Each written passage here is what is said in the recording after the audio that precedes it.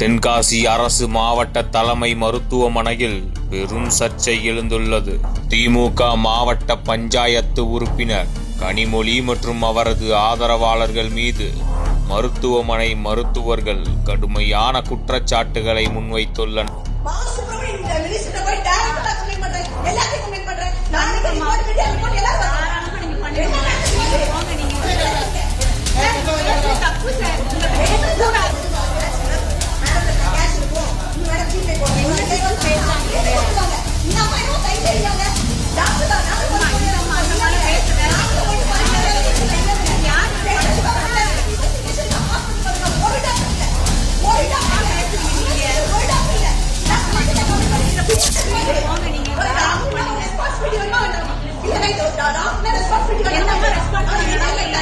ஒரு பேஷண்டா ஒரு டாக்டரே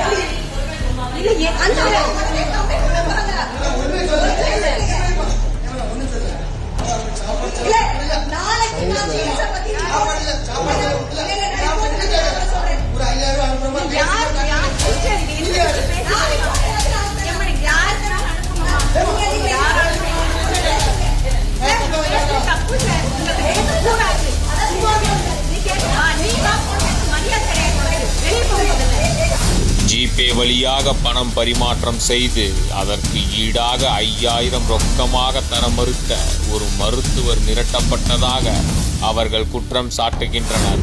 ஒரு விபத்து தொடர்பான பிரச்சனையை மூடி மறைப்பதற்காக பாதிக்கப்பட்டவருக்கு கொடுக்க கனிமொழி பணம் கேட்டதாக தெரிய வந்துள்ளது.